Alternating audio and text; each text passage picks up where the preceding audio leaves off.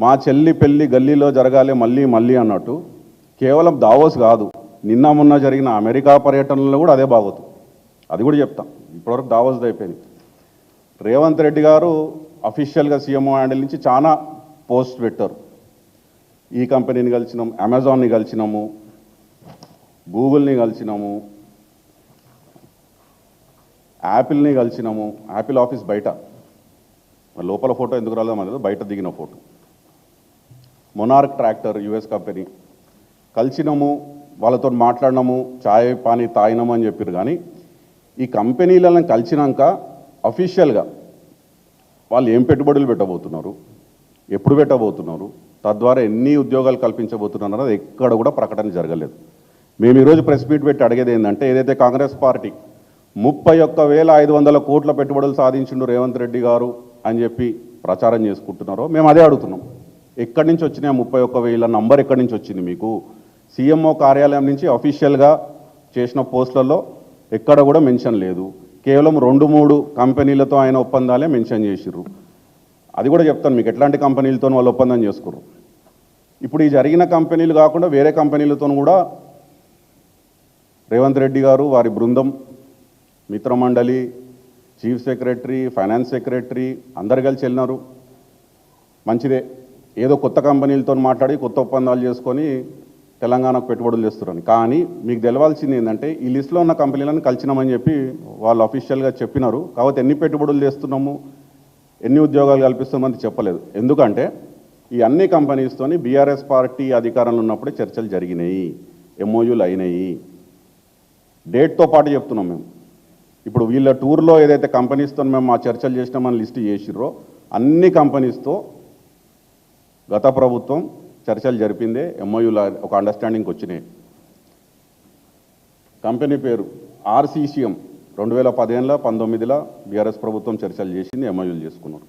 Amazon ప్రపంచంలోనే 2వ అతిపెద్ద క్యాంపస్ గచ్చిబౌలిలో బీఆర్ఎస్ ప్రభుత్వంలోనే 2016లోనే చర్చలు జరిగినాయి, ఎంఓయూ జరిగింది.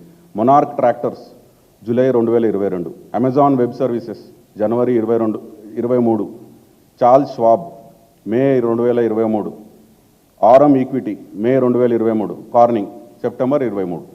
సో ఇవన్నీ కంపెనీస్ అయితే వాళ్ళు చెప్తున్నారో మేము కలిసినాము, మాట్లాడినాము, వాళ్ళు పెట్టబోతున్నారు పెట్టుబడులు అని, ఎక్కడ కూడా పెట్టుబడి గురించి మాట్లాడలేదు. కలిసినాము, మాట్లాడినామని చెప్పినారు. కానీ మేము ఆల్రెడీ గత ప్రభుత్వం చేసిందే, కొత్తగా రేవంత్ రెడ్డి గారు చేసి పెట్టుబడులు ఆకర్షించి అదనంగా ఏం తీసుకొచ్చారో వాళ్ళు ఇప్పటివరకు చెప్పలేదు, మాకు తెలియదు.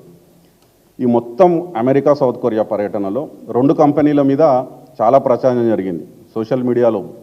ముఖ్యంగా బీఆర్ఎస్ పార్టీ సోషల్ మీడియాకి నేను ధన్యవాదాలు చెప్తున్నాను. చాలా బ్రహ్మాండంగా ఎక్స్పోజ్ చేసినారు. రేవంత్ రెడ్డి గారు ఏవైతే ఫ్రాడ్ బోగస్ కంపెనీలతోని ఒప్పందం చేసుకున్నారో అమెరికాలో, బయటపెట్టి పూర్తి వాస్తవాలతోని, ఫ్యాక్ట్స్తోని బయటపెట్టిరు. అది కూడా ఒక్కసారి టచ్ చేద్దాం మనం. అందులో ముఖ్యంగా వాల్ష్ కర్రా హోల్డింగ్స్ లిమిటెడ్ అనే ఒక కంపెనీ 839 కోట్లు పెట్టబోతుంది తెలంగాణలో అని చెప్పి ఒక ఎంఓయూ చేసుకున్నారు. ఈయన గ్రెగరీ వాల్ష్, ఈయన Phani Karra, they are the directors of the company. ఈ ఫనీ కర్రా ఎవరు అని చూస్తే, సరే ఆయనకి చంద్రబాబు నాయుడు గారితో, లోకేష్ గారితో సత్సంబాలు ఉండింటాయి, మంచి ఫ్రెండ్స్ అయి ఉండొచ్చు, మాకు అది సంబంధం లేదు, వారు ఎవరైనా కావచ్చు. అసలు ఆ కంపెనీ ఏంది అని చూస్తే కేవలం ఉన్న 50 షేర్లు. ఇది అఫీషియల్ స్టేట్మెంటు.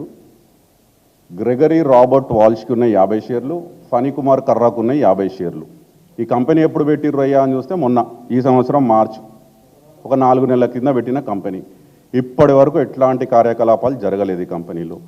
వీళ్ళు ఏం చేస్తారో తెలియదు. ఈ కంపెనీతోని మన ముఖ్యమంత్రి గారు 839 కోట్లు వాళ్ళు తెలంగాణలో పెడతారు అని చెప్పి ప్రచారం చేసుకున్నారు.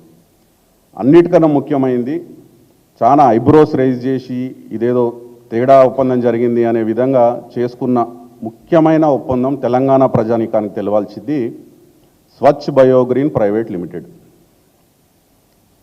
ఈ స్వచ్ఛ్ బయోగ్రీన్ ప్రైవేట్ లిమిటెడ్ అనే సంస్థ 1000 కోట్లు తెలంగాణలో పెట్టబోతుంది అని చెప్పి ఎంఓయూ చేసుకున్నారు. సరే చేసుకున్నారు. ఈ స్వచ్ఛ్ బయోగ్రీన్ కంపెనీ ఎవరయ్యా దీని ఓనర్సు, ఎవరయ్యా దీన్ని నడిపించేదని చూస్తే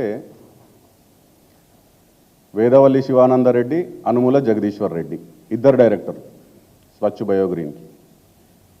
ఈ వేదవల్లి శివానందరెడ్డి అనే అతను ఏదో ఉత్తరప్రదేశ్లో ఏదో బార్ నడిపిస్తాడు, అక్కడ ఏదో కంపెనీ నడిపిస్తున్నాడని తెలిసింది. అనుమల జగదీశ్వర్ రెడ్డి గారు అయితే మన ముఖ్యమంత్రి గారి స్వయాన సోదరులు, తమ్ముడు. ఆయన ఒక డైరెక్టర్, ఈయన ఒక డైరెక్టర్, శివానందరెడ్డి అండ్ జగదీశ్వర్ రెడ్డి.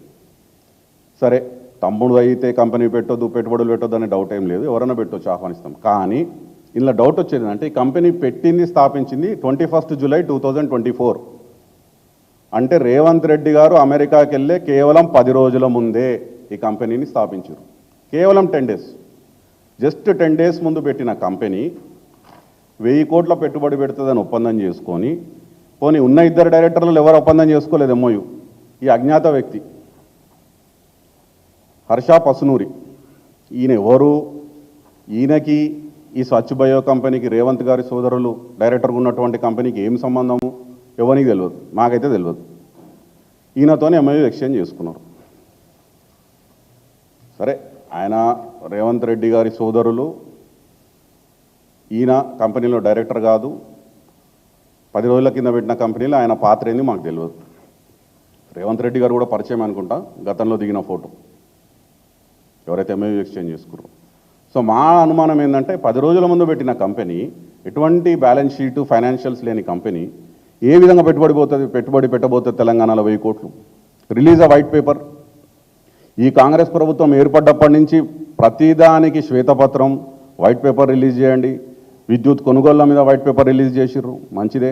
మేము దానికి నిటారుగా నిలబడి మేము సమాధానాలు చెప్పినాం అసెంబ్లీలని. అప్పుల మీద వైట్ పేపర్ అన్నారు, మేము శ్వేతపత్రం ఇచ్చి ఎన్ని ఆస్తులు సృష్టించినామో గత 10 ఏళ్లలో దాదాపు 50 లక్షల కోట్ల ఆస్తులు సృష్టించినాం తెలంగాణలో బీఆర్ఎస్ ప్రభుత్వం. మేము చెప్పినాం. ఇప్పుడు మేము అడిగేది, ఈ సంస్థలతో మీరు చేసుకున్న ఒప్పందాల ద్వారా పెట్టుబడులు ఎట్లా వస్తున్నాయి, ఏ రూపంగా తెలంగాణకు తేబోతున్నారు? మీరు ప్రభుత్వంగా వాళ్ళకి ఏం హామీలు ఇచ్చిండ్రు? భూములు ఇస్తారా? తెలంగాణలో విలువైన భూములు ఇస్తారా? రాయితీలు ఇస్తారా? కరెంటులో కానీ వాటర్లో కానీ ఏందనేది మీరు చెప్పాలి. వైట్ పేపర్ రిలీజ్ చేయండి, లేకపోతే అనుమానాలు ఉంటాయి. పెద్ద ఎత్తున మేము ప్రజల్లోకి తీసుకుపోతాం. ఇట్లాంటి కంపెనీలు ఎంటర్ అవుతున్నాయి తెలంగాణలో.